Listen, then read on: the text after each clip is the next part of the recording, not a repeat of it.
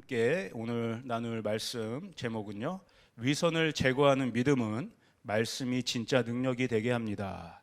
위선을 제거하는 믿음은 말씀이 진짜 능력이 되게 합니다 라는 제목으로 함께 말씀 나누도록 하겠습니다. 계속해서 로마서 말씀을 함께 보고 있는데요, 오늘은 로마서 3장 1절에서 4절의 말씀을 읽겠습니다. 우리 표준 세번역 버전인데요, 함께 읽도록 하겠습니다. 시작.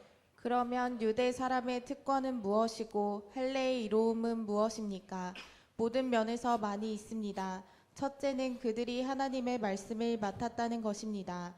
그런데 그들 가운데서 얼마가 신실하지 못했으면 어떻습니까? 그들이 신실하지 못했다고 해서 하나님의 신실하심이 없어지겠습니까? 그럴 수 없습니다. 사람은 다 거짓말쟁이이지만 하나님은 참되십니다. 성경에 기록된 바 주께서 말씀하실 때에 주님의 의로우심이 드러나고 주께서 판단을 받으실 때에 주께서 이기십니다 한 것과 같습니다. 아멘. 여러분, 하나님의 말씀은 살아있고 운동력이 있는 줄 믿습니다. 그래서 우리가 이 하나님의 말씀을 인식할 때 중요한 인식은 이 말씀이 나를 비추는 거울이다. 여러분, 이렇게 생각하셨으면 좋겠어요. 그러니까 좀 솔직하게 정직하게 이야기한다면 이 하나님의 거룩하신 흠이 없는 그 능력의 말씀은 나를 비추는데, 나라는 이 죄인, 나라는 이 실체를 적나라하게 보여주는 것이죠. 어떻게 보면요, 꼭 MRI 같아요. 엑스레이 정도가 아닌 거예요. 그냥 막 그 세포 하나하나까지도, 그 혈관 하나하나까지도 다 비춰주는, 그 폐부까지 비춰주는 그러한 거울이죠. 오늘 사실은 우리가 읽고 있는 이 로마서 말씀에서 사도 바울이 하나님의 말씀을 통해서 이 일들을 하고 있는 것 같아요. 모든 사람들이 죄인이다. 유대인도 이방인도 모든 사람이 하나님 앞에서는 죄인일 수밖에 없다는 것들을 사실은 적나라하게 고발하고 있는 게 이 로마서의 말씀입니다. 그런데 더 중요한 것은 사도 바울이 이 말씀의 거울을 사람들에게 비추는 의도는 사람을 죽이기 위한 것이 아니라 살리기 위한 것인 줄 믿으시길 바랍니다. 하나님의 말씀은 그런 거죠. 우리를 죽이는 것에 목적이 있는 것이 아니라 우리의 상처난 것들을 회복시키기 위해, 꿰매시기 위해, 치료하시기 위해 말씀이라는 거울을 비춰내셔서 하나님이 그곳을 정확하게 치료하시고 살리시는 것이 우리 하나님의 의도라는 거죠. 오늘 계속해서 이 말씀도 저와 여러분들을 정직하게 비춰내고 치유되고 회복시키는 능력의 시간이 되게 될 줄 믿습니다. 그래서 오늘 다시 한번 여러분 읽은 말씀을 바라보면 사도 바울이 질문하고 있어요.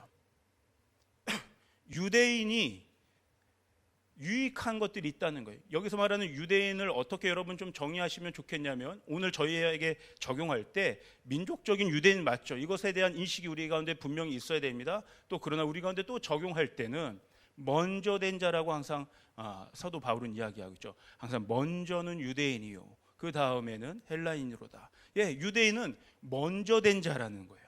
이 먼저 된 자 유대인이 하나님을 믿음에 있어서 굉장히 유익한 것들이 있다고 사도 바울은 이야기하고 있어요. 유익한 게 엄청 많다는 거예요. 엄청 많다는 거예요. 여러분, 여기에 하나님을 먼저 믿은 가문의 일대 믿음의 가장들이 있는 줄 믿습니다.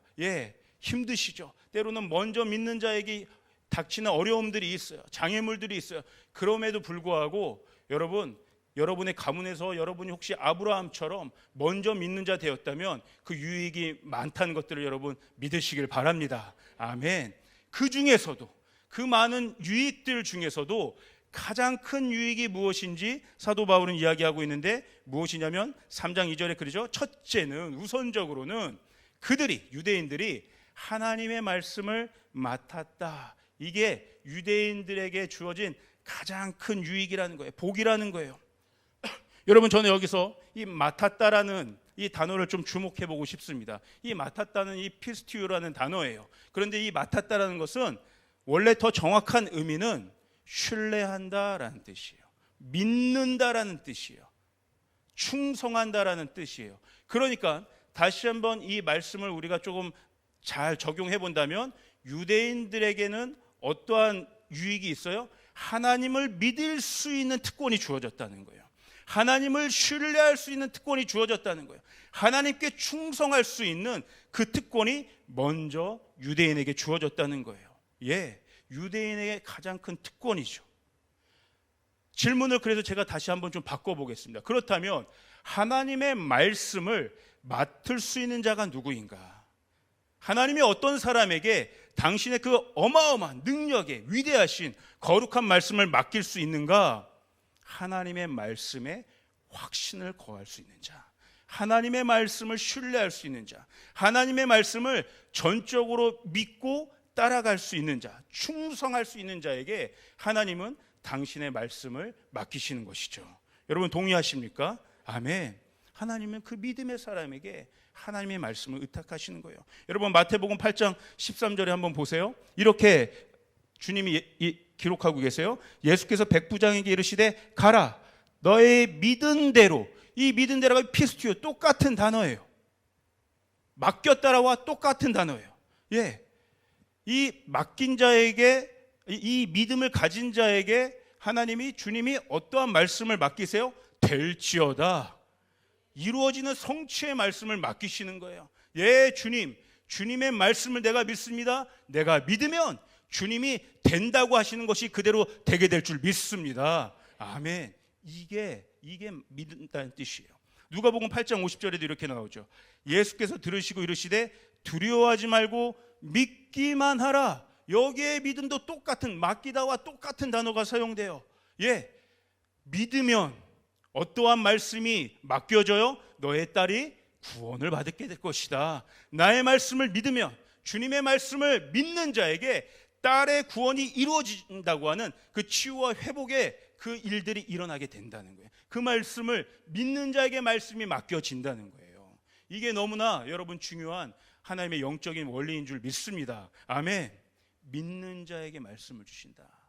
여러분 아멘을 한번 좀 크게 해주길 바랍니다. 믿는 자에게 말씀이 주어집니다. 생명의 말씀, 회복의 말씀, 기적의 말씀, 치유의 말씀, 구원의 말씀, 자유의 말씀, 기쁨의 말씀. 믿는 자에게 이 일들이 일어난다는 거예요. 그러니까 여러분, 유대인의 문제의 핵심이 뭐예요? 하나님의 말씀을 진짜 믿지 않는 거예요. 그들이 율법을 받았습니다. 가장 먼저 하나님의 율법을, 하나님의 계명을, 하나님의 살아계신 말씀을 받는 어마어마한 민족이 됐고, 그 말씀을 나름대로 지키고 율법을 전수하는 그 민족으로 살아남았지만, 그 마음의 중심 깊은 곳에는 진짜 그 하나님의 말씀을 의지하고 하나님의 말씀을 믿는 마음의 중심이 없다는 거예요. 이게 유대인의 문제라는 거예요. 겉모습은 할례 받은 민족이지만 마음의 할례를 받지 못한 상태. 진짜 하나님의 말씀이 위대하시고 살아계시고 운동력이 있으셔서 변화를 일으킬 수 있는 진짜 능력의 말씀이다라는 마음을 갖지 못하는 거예요. 오늘 이 말씀이 여러분에게 진짜 믿음의 말씀이 되기를 주님으로 축복합니다. 한번 여러분 보세요. 요한복음 5장 38절에서 40절 한번 보세요. 예수님이 이 유대인들에게, 바리새인들에게 하는 말씀이에요. 그 말씀이 하나님의 말씀입니다. 그 말씀, 구약의 말씀이죠. 여기서는 너희 속에 거하지 아니한다. 이는 그가 보내신 이를 믿지 아니함이라. 예수님을 믿지 않기 때문에, 그 믿음이 마음의 중심 가운데 없기 때문에 사실상 너희들의 마음 가운데는 하나님의 말씀이 거하지 않는 것과 다름이 없다고 얘기하시는 거예요. 39절 보세요. 너희가 성경에서 영생을 얻는 줄 생각하고 성경을 연구하거니와. 여러분, 유대인처럼, 율법학자들처럼, 바리새인들처럼 성경에 정통한 자들이 어디 있겠습니까? 하나님의 그 말씀 토라를 꿰고 있는 자들이 어디 있겠습니까? 밤낮 주야로 그 말씀을 묵상하고 필기하고 필사하고 그런 민족이었어요. 그런데 주님의 고발은 놀라워요. 연구하는, 성경에서 영생을 얻는 줄 생각하고 성경을 공부하지만 사실 그 마음 가운데 말씀이 남아있지 않다는 거예요. 말씀을 믿지 않는다는 거예요. 연구하거니와 이 성경이 곧 내게 대하여 증언하는 것이니라. 40절 그러나 너희가 영생을 얻기 위하여 내게 오기를 원하지 아니하는도다. 지식적인 말씀이 한계를 얘기하시는 거예요. 영생을 얻고 싶은데, 잘 살고 싶은데, 문제를 해결하고 싶은데 정작 예수님을 믿지 않는 거예요. 주님께 나아오지 않는 거예요. 여러분, 저도 해결하고 싶은 문제가 많습니다. 주님의 뜻이 저에게 이루어지기를 원합니다. 여러분에게도 이루어지기를 원합니다. 이 나라 가운데, 이 교회 가운데 이루어지기를 원합니다. 믿어야 된다는 거예요. 믿음이 있어야 된다는 거예요. 주님을 향한 확신이 있어야 된다는 거예요. 그러니까 여러분, 뭐 예수를 믿지 않는 사람은 뭐 그거는 논외죠. 아예 오랫동안 신앙생활을 한 사람일수록 말씀의 지식들은 우리가 갖고 있어요. 그럼에도 불구하고 때로 그것이 우리에게 함정이 될 때가 있죠. 내 중심 가운데 믿음이 없으니까 내 지식의 틀로서 신앙을 규정하는 거죠. 하나님을 규정해요. 하나님의 뜻을 규정해요. 그러니까 여러분 보세요. 구약 시대에 이 이스라엘 백성이 메시아를 또 기다리지 않았겠습니까? 그런데 어떠한 메시아를 기다렸어요? 모세와 같은 메시아를 기다린 거예요. 어떤 그 모세는 여기서 어떠한 존재입니까? 슈퍼맨 같은 존재예요. 지팡이 하나로 바위만 치면 물이 나오고 홍해 바다가 갈라지고 어마어마한 능력을 일으킬 자신들의 백성을 그냥 이집트의 압제로부터 벗어나서 나이스하게 가나안 땅에 들어가게 할 그 슈퍼맨과 같은 그런 영웅 같은 메시아를 기다렸다. 자신의 스테레오타입이 분명히 있는 거예요. 그 말씀으로 메시아를 계속 해석하려고 하니까 예수님의 해석이 안 되는 겁니다. 자신이 갖고 있는 기준과 생각과 틀들을 버려야지만 예수님을 볼 수 있는데 그 자신의 틀로 만들어진 말씀을 거기다 끼워 넣으니까 예수님이 해석되지 않는 거예요. 예수님께 나오지 않는 거예요. 이게 유대인들의 문제예요. 그러니까 여러분, 이 믿음이라는 본질, 중심이 빠져버리니까 뭐만 남는 거예요? 껍데기만 남아요. 겉모양만 남아요. 결국 어떤 일들이 벌어집니까? 나는 이런 신앙을 갖고 있어. 자신의 의를 드러내는 거죠. 나는 이렇게까지 말씀을 알고 있어. 이렇게 나는 말씀을 꿰고 있어. 자신의 신앙과 자신의 기준이 옳다고 하는 잘못된 자부심을 갖고 있는 거예요. 그래가지고요, 이 마음, 이 중심 안에는 회칠한 무덤과 같은 것인데 겉모양만 화려하게 율법으로 처작처작 이렇게 바르고 있으니까 겉모양으로는 사람들 때 와, 저 사람 대단하다, 신앙이 좋은 것 같다, 이렇게 생각할 수 있는 거예요. 조금 더 좀 특정하게 얘기하면 이 이스라엘, 이 유대인들이 천착했던, 그들이 그렇게 목숨을 걸었던 그러한 율법은 진짜 마음으로 믿는 율법의 계명들이 아니었어요. 하나님을 사랑하고 이웃을 사랑하는 그 말씀의 본질이 되는 그 사랑의 마음들을 품고 있었던 것이 아니라 나를 어떻게 드러낼까, 내가 저 사람과 어떻게 다른지 나를 증명하고 싶은 그러한 율법에 천착했다고요. 그런 것들 중에 대표적인 것들이 뭐예요? 예를 들면 할례인 거죠. 할례. 너 할례 있어? 했어? 넌 안 했지? 너는 저주받은 족속이야. 너는 저주받은 자야. 나는 그 표식이 있어. 너 저기 예배 드리러 갈 때, 제사 드릴 때 너 손 닦는 거 잘 지켜? 너 안식일에 일 제대로 해, 안 해? 하면 너 그 잘못된 거야. 아무것도 안 해야 돼. 제사 앞에 들어갈 때 온갖 형식들을 잘 지키면서 가야 돼. 온통 겉으로 드러나는 표식들, 그게 안 중요하다는 것이 아닙니다. 그런 전통들을 우리가 잘 지킬 그 이유들이 있어요. 그런데 마음의 상태는 전혀 그런 것이 없는 상태에서 겉으로만 지키려고 하는 그것이 문제인 거죠. 그러니까 맨 유대인들이 피곤하게 예수님과 제자들을 따라다니면서 그것만 지켜보고 있는 거 아니에요? 빵을 먹을 때 손을 닦나 안 닦나, 안식일에 일을 하나하나 나 사람을 고쳐주나 안 고쳐주나. 온통 바울의 시대에도 그런 거예요. 이방인들을 향해서도 같은 교회에 있는 사람들인데 교회 예수를 이제 믿는다고, 하나님을 믿는다고 하는 유대인들도 이방인을 볼 때 할례 했어 안 했어? 해야 될 것 같은데, 해야 될 것 같은데. 그들이 이미 성령을 받았음에도 불구하고, 성령을 받은 공동체임에도 불구하고 할례로 모든 신앙을 규정하려고 하는, 자신의 의로움을 증명하려고 하는 잘못된 신앙 가운데 이들이 빠졌다는 거예요. 그러니까 여러분, 진짜 능력이 없는 거예요. 죽어가는 사람 하나를 돌볼 수 있는 능력이 없는 거예요. 이것이 위선의 핵심이죠. 위선의 핵심. 여러분, 예수님은요, 이러한 유대인들의 위선적인 모습을 이렇게 비유하셨어요. 우리 마태복음 7장 6절을 같이 한번 읽어보도록 할까요? 자, 시작. 거룩한 것을 개에게 주지 말며 너희 진주를 돼지 앞에 던지지 말라. 그들이 그것을 발로 밟고 돌이켜 너희를 찢어 상하게 할까 염려하라. 예, 여러분 여기서 이 거룩한 것과 진주를 말씀이라고 한번 적용해 보십시오. 말씀을 주었지만 쓸모없는 것으로 만들어 버렸다는 거예요. 이 말씀이 주어졌지만 귀한 것으로 여기지 않는다는 것이에요. 말씀이 그들 안에 주어져도 이 말씀이 능력의 말씀으로 발휘되지 않는다는 거예요. 그 말씀이 빛을 잃어버린다는 거예요. 마치 개에게 던져준 것처럼, 마치 돼지에게 던져준 것처럼. 여러분 기도도 마찬가지 아니겠습니까? 바리새인의 기도와 세리의 기도를 한번 보세요. 누가복음 18장의 11절에는 바리새인들의 기도의 모습들이 나옵니다. 바리새인은 서서 따로 기도하여 이르되 하나님이여 나는 다른 사람들 곧 토색불이 간음을 하는 자들과 같지 아니하고 이 세리와도 같지 아니함을 감사하나이다. 나는 일에 2번 금식하고 또 소득의 11조를 드리나이다. 여러분 바리새인의 기도의 기반이 어디 있습니까? 세리와 자신을 비교하고 정죄하고 세리보다 비교 우위에 있는 자신의 모습을 드러내는 것에 기도의 기반이 세워져 있어요. 여기에 여러분 보세요. 어떠한 믿음의 내용이 있습니까? 하나님을 향한 이 태도가 진실하다고 보십니까? 하나님과의 친밀함도 없어요. 온통 나를 드러내는 거예요.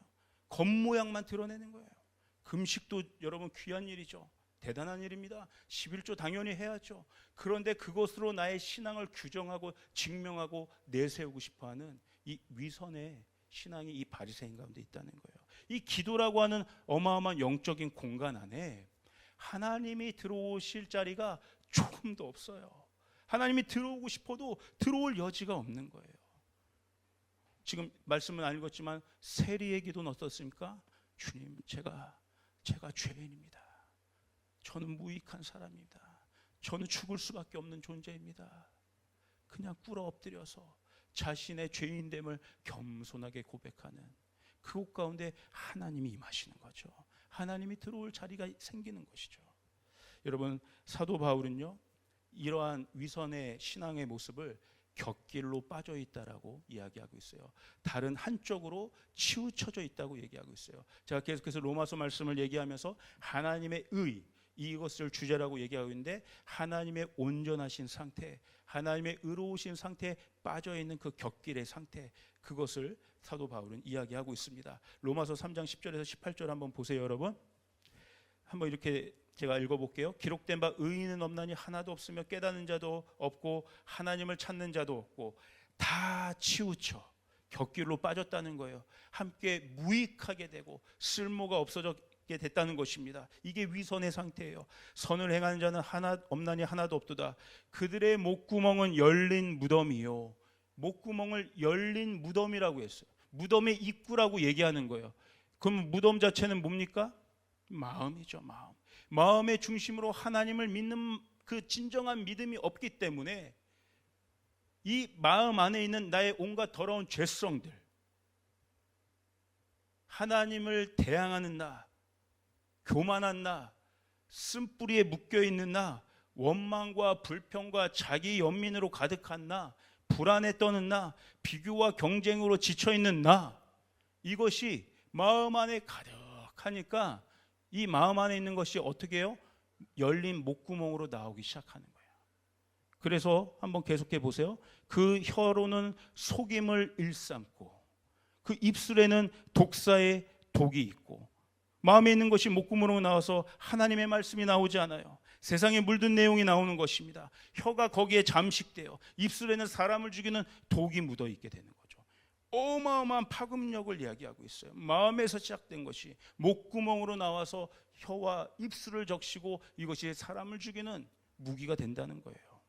15절 한번 보세요. 그 발은 피 흘리는데 빠른지라. 여러분 피는 생명을 상징하죠. 그래서 이 흘려진 피, 유출된 피는 생명력을 잃은 죽은 피를 의미합니다. 열심히 산다고는 하지만 다니는 발걸음마다 생명력을 잃어가는 거죠. 지치죠. 허무하죠. 기쁨이 없죠. 빨리 달릴수록, 열심히 달릴수록 더 그래요. 더 생명력을 잃어가요. 세상에 어떨 땐 다른 사람의 피도 내가 그 나의 피만 흘리는 것이 아니라 다른 사람의 피 흘리는 역할까지 내가 하게 되는 것이죠. 생명력을 잃어가기 때문에. 16절에는 그래서 이렇게 돼요. 그 결국이 무엇이냐? 파멸이다. 파멸과 고생이 있다. 여기서 말하는 파멸은요, 깨어진다는 의미예요. 깨어진다. 마음이 상하고 몸이 상하고 관계가 상하고 인생이 상한다는 거예요. 고통스럽죠. 진짜 평안을 찾고 싶고 진짜 기쁨을 찾고 싶은데 마음의 문제가 해결되지 않으니까, 진짜 믿음이 내 안에 없으니까, 하나님의 말씀을 진짜 믿지 않으니까 깨어짐이 큰 거죠. 예. 여러분, 이러한 사람들이 결국 어떠한 자들이냐고 하는 것을 18절에 나옵니다. 얘기합니다. 바울은 그들의 눈앞에 하나님을 두려워함이 없느니라. 진짜 살아계시고 능력이 있으신 하나님에 대한 절대적인 믿음이 없다는 말이에요. 하나님을 두려워하지 않는다는 것은 하나님을 믿지 않는다는 거예요. 여러분, 성경이 어떤 것들을 증언하고 있습니까? 주님을 만난 자, 예수님을 만난 자, 하나님을 만난 자는 그들의 모든 반응은 두려움이었어요. 와, 만선의 경험을 한 제자들도 첫 번째 경험은 주님 발 앞에 꿇어서 두려움을 표현하는 거였어요. 와, 내 인생으로, 내 능력으로, 내 뜻대로 내가 돈을 벌어보고 내 인생의 뜻을 펼쳐보라고 했는데 주님을 만나니까 나 아무것도 아니네. 이 모든 물질과 재정과 인생의 모든 주권이 주님께 있네. 주님이 그냥 말씀만 명령하시면, 한마디만 하시면 주님께는 만선되는 것이 아무것도 아니네. 두려운 거예요, 오히려.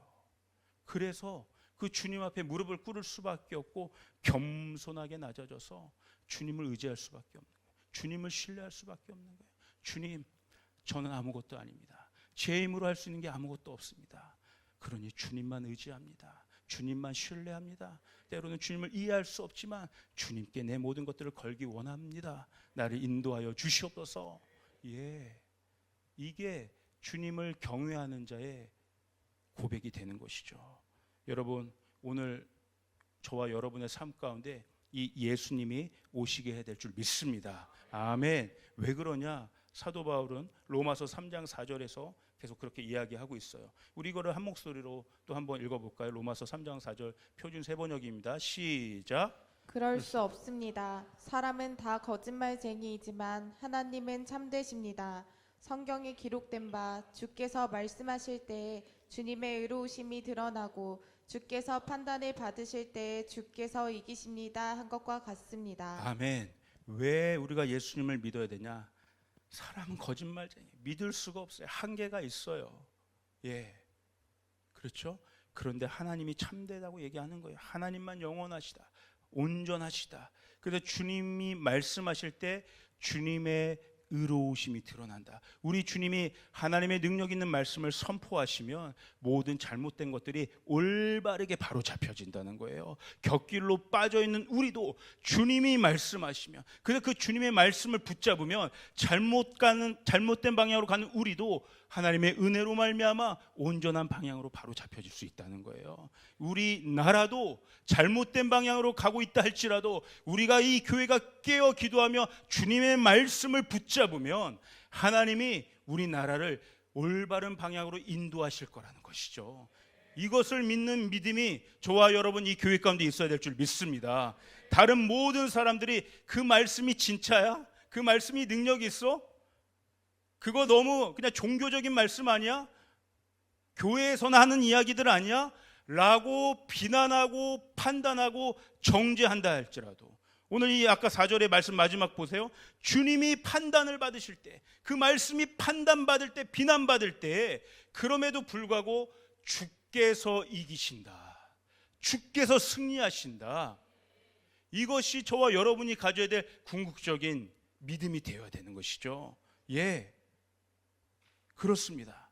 그 주님, 그 승리하시는 주님, 모든 잘못된 것들을 올바르게 잡으시는 주님이 오시게 하는 그 공간이 저는 기도의 공간이라는 생각을 해요. 기도의 공간. 여러분, 우리가 기도할 때 우리 날마다 목사님도 그렇게 얘기했잖아요. 십자가를 우리 삶에, 우리 인생의 센터에 두고 기도를 해야 된다. 그렇게 신앙생활을 해야 된다. 그래서 우리가 여러분 십자가 붙잡고 그렇게 날마다 기도 가운데 나아가야 되는데, 여러분 한번 생각해 보세요. 저 십자가는 사실 이렇게 막 밝은 이미지는 아니에요. 그렇죠? 그래서 십자가에 오르시는 예수님을 본다는 것은요, 때로는 두려움이 있어요, 불안함이 있어요, 염려가 있어요. 그 힘들게 십자가의 길을 오르시는 주님의 모습이 그렇게 나이스해 보이지 않죠. 그러나 저와 여러분은, 이 교회 시대를 살고 있는 저와 여러분은 십자가를 우리가 묵상할 때 그렇게 힘들게 어렵게 두려움 가운데 십자가를 지고 올라가시는 주님의 모습으로 끝나는 것이 아니라, 십자가에서 죽으셨지만 부활하시고 승리하신, 모든 문제들을 해결하신 그 주님을 바라볼 수 있어야 되는 것이죠. 아멘. 이게 최종적인 승리예요.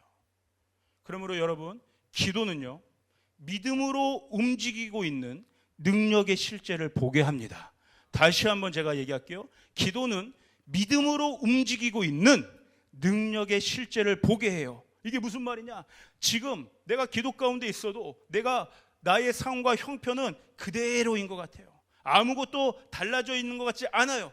그러나 그 기도 가운데 승리하신 십자가를 선포하며 나아가면, 믿음으로 나아가면 그곳에서 한 발 한 발 움직이고 이끄시는 하나님의 일들이 보이게 된다는 것이에요. 그것이 더 큰 믿음의 확증으로 우리 가운데 온다는 것이에요. 제가 지난 한 주간 이것을 경험한 것 같아요. 제가 있는 상황과 환경이, 저도 나름의 이런 어떤 기도 제목들이 있지 않습니까? 막 답답하기도 하고 어떻게 해야 될지도 알지 못하겠고 여전히 그대로인 것 같고, 이게 해결은 빨리 돼야 될 것 같은데, 그런데 그 속에서 주님이 믿음을 더 주시는 거예요. 아, 하나님이 한 발 한 발 운행하고 계시는구나, 움직이고 계시는구나. 그때 어마어마한 자유함이 느껴집니다. 확신이 느껴져요. 아, 이건 내 일이 아니구나, 하나님이 하시는 일이구나, 하나님이 하게 하시는 일이구나. 신앙은요, 이것을 경험하는 삶이에요. 저를 한번 따라 볼까요? 신앙은 살아계신 하나님을 경험하는 삶입니다. 아멘. 뭐예요? 여리고를 돌기 전에 돌기로 작정하고 딱 그 한때 서서 기도할 때, 와, 6바퀴까지 아무런 반응이 없다 할지라도 이미 하나님께서 여리고의 성벽에 금이 가게 하는 것들을 보는 것이죠. 금이 가고 무너지고 완전히 그곳이 하나님의 땅이 된다는 것을 믿는 믿음, 이게 보여지는 거예요. 내 몸에 어떤 질병이 있다 할지라도 요단강에 7번 몸을 담가라 하셨을 때 내 몸이 조금씩 깨끗하게 완전히 나아지고 있다는 것들을 보는 것, 이게 진짜 살아있는 믿음이 되는 줄 믿습니다. 하나님의 시간이 차오르고 있다는, 하나님의 뜻이 차오르고 있다고 하는 그것을 보는 것이 기도라고 하는 이 공간 안에서 경험할 수 있는 것이죠. 예, 종교적인 신앙은요, 이 영적인 눈이 가리워져 있는 거예요. 오늘 이 예수님의 시대, 이 바리새인들이, 이 유대인들이 여전히 주님을 믿지 않는 이 시대, 사실 그 구약과 신약의 사이는 400년이라고 하는 갭이 있는 시간이었어요. 그래서 흔히 이 시간, 이 신약과 구약의 사이, 이 중간기를 암흑기라고도 이야기합니다. 그들의 마음이 가리워져서 예수님이 오셨음에도 불구하고 예수님을 보지 못하는 거예요. 여전히 내 신앙의 틀 안에서 예수님을 또 보니까 새로운 시대가 왔음에도 불구하고 주님이 해석되지 않는 거예요. 그러면 이 시간 저는 믿음으로 선포합니다. 오늘 우리 가운데 있는 모든 암흑의 모든 안개들이 믿음으로 거칠지어다. 내 안에 잠들어 있는 것들이 깨어날지어다. 예, 이거 깨어내는 거예요. 지난 주간에 한 청년이 연락이 왔어요. 목사님, 제가 킹덤컴을 신청을 했는데, 막 이제 처음, 이제 드디어 자기도 이제 킹덤컴 간다고 이제 막 신청해서 너무 들떠 있었어요. 와, 그리고 믿음으로 기도하고 하면서 이제 직장에도 이제 내가 이 기간 동안 빠지겠다고 얘기했는데 팀장님이 그걸 잘 받아줬나 봐요. 그래, 알았어. 그래서 내가 대표님께 너의 사정을 이야기할게.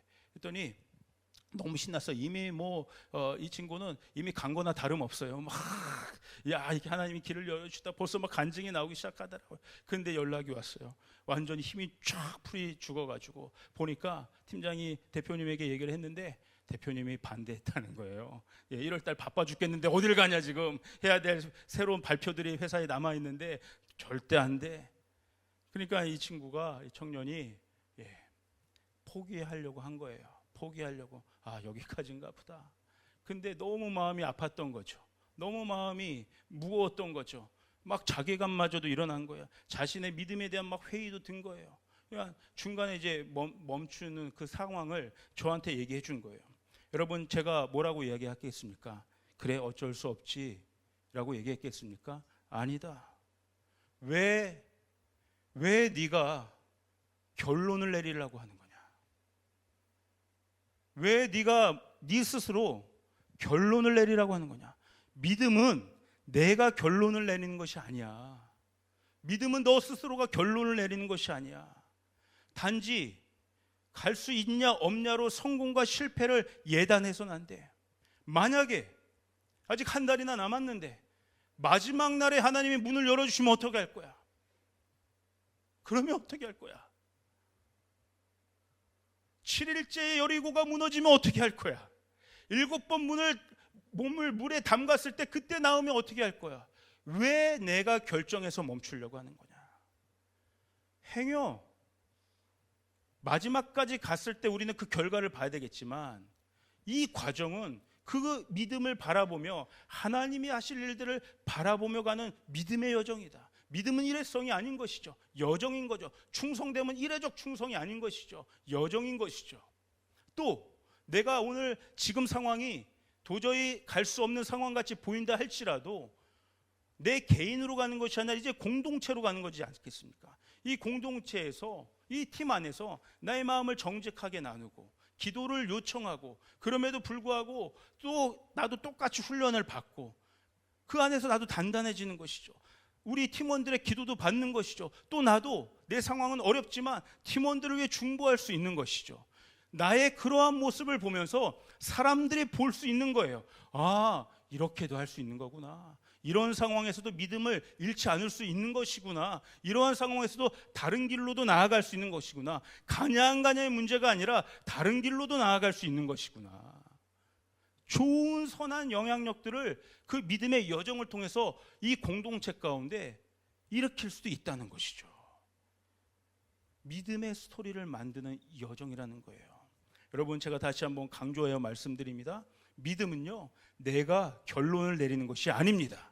많은 경우에 우리는 장애물을 만날 때 멈추고 포기해요. 나름 최선을 다했지만 어쩔 수 없다고 해요.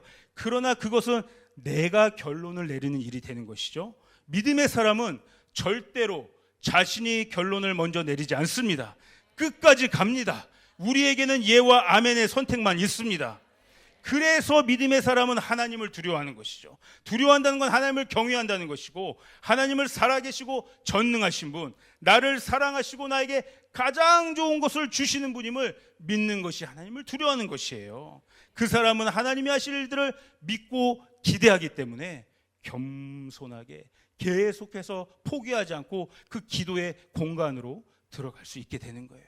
그래서 기도는 여러분, 하나님을 믿는 자가 선택할 수 있는 최고의 무기입니다. 최고의 능력입니다. 새로운 차원의 문을 만드는 통로가 되는 것이 바로 기도인 줄 믿습니다. 그러므로 여러분, 오늘 내가 무엇을 보는가, 그 기도의 공간에 들어가 무엇을 보는가가 굉장히 중요해요. 마태복음 6장 22절은 주님 이렇게 얘기하셨죠.